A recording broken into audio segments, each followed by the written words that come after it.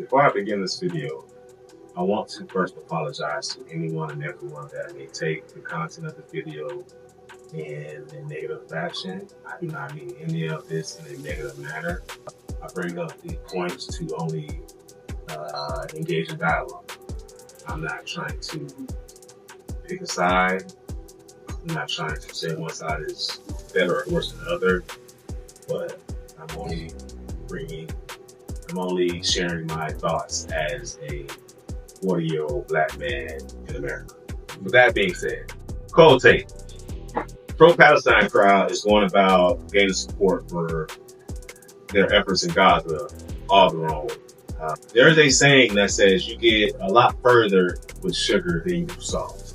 That is not saying that you need to kiss ass, but it's saying in your negotiations, in your strategies, to be tactful and be mindful that we approach the situation with grace, mindfulness, thoughtfulness. It goes a lot further than it approach the situation with force, aggression, anger, threats.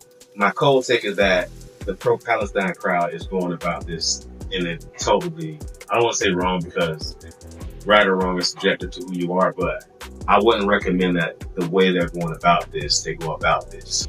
And what I mean is that we've seen a lot of talk of protest votes. We've seen a lot of demonstrations at the Democratic National Convention that we didn't see at the Republican National Convention.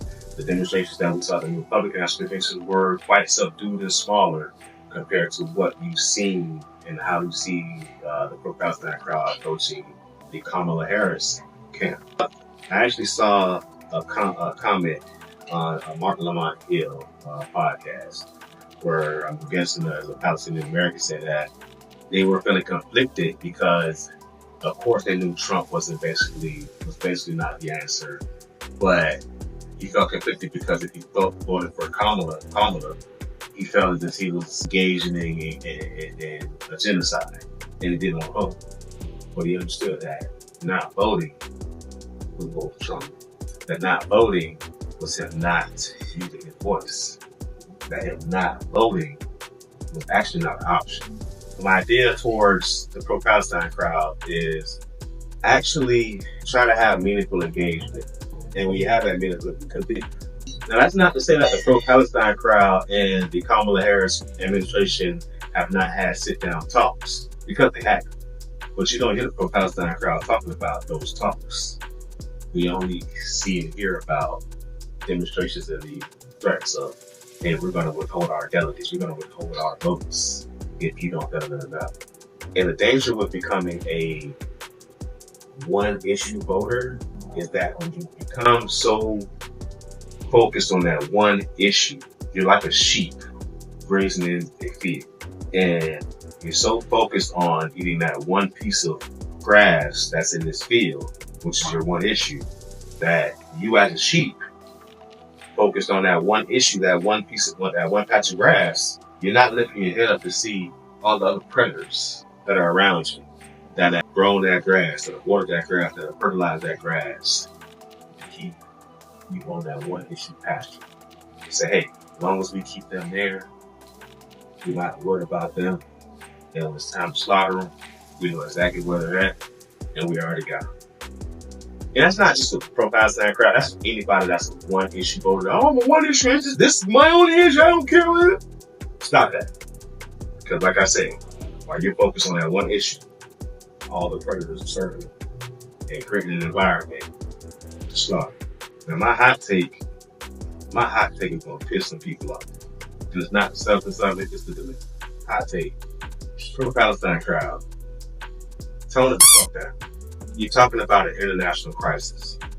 And the politicians here in the United States are tasked with dealing with domestic crisis. So all of this talk, all this tough talk that United States politicians about furthering genocide and, I'm not saying that the United States has not supplied Iraq with anything. I'm not saying that the United States has not supplied Israel with anything. That's not what I'm saying. I'm saying is that you have to be mindful of who you're talking to and the impact that you can actually have and the way that you're talking to. All that tough talking shit, cut that shit the fuck out. because you're not changing nothing, dog. You've seen how people respond to you when you come with a forceful nature. You ain't got shit yet. Not a fucking thing.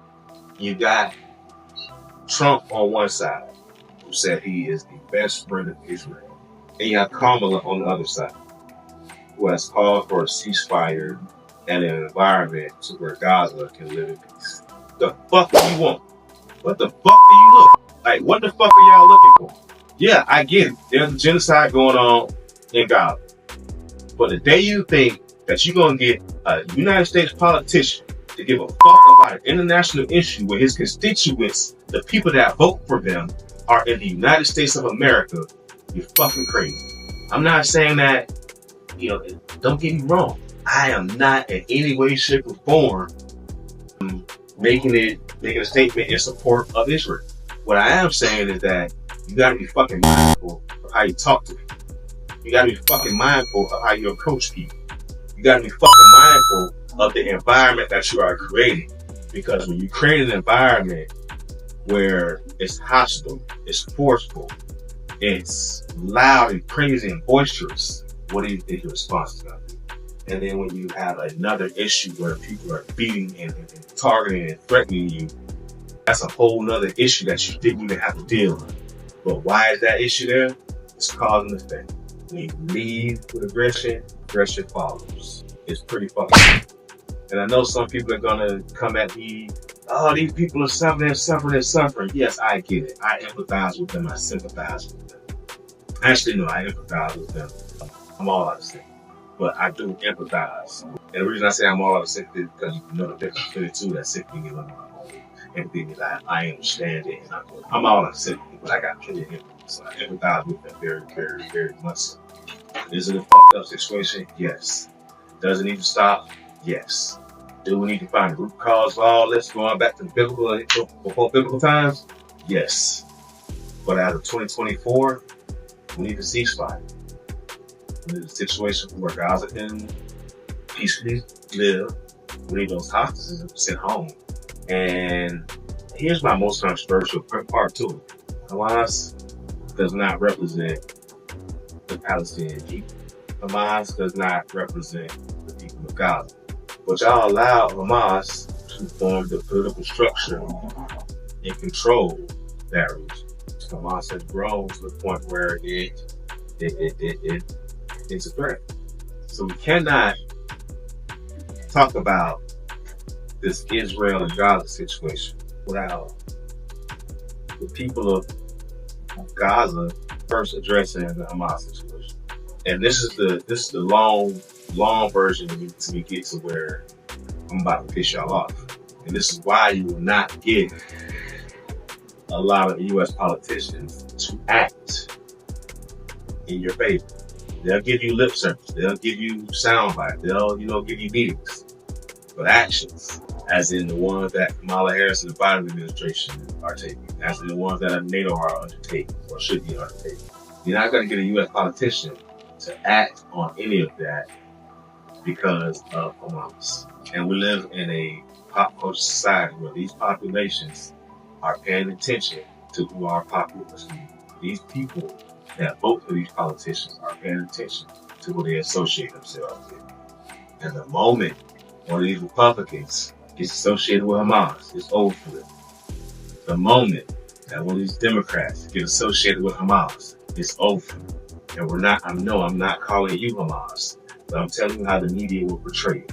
You get a politician to support you in an endeavor and make some type of act or bill or something that won't have anything to do with that world. But hey, let's still pressure the U.S. politicians to give us some type of legislation, some type of act that will only serve to alienate them. Because once the media puts it out there, they're going to say they're supporting Hamas. They're not going to say they're supporting the people of Gaza.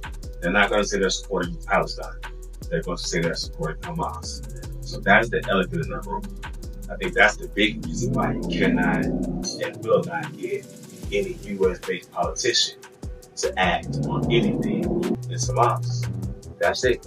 So once again, I love you, Palestinian community. I love you, people of Gaza. My Habibi, I love you, Habibi. Yes, I know Habibi. Yeah. But you gotta understand that's all you can do. So once again, cold take, tone it down a little. Hot take, you're not gonna get a US politician to give a fuck about the cause. Peace.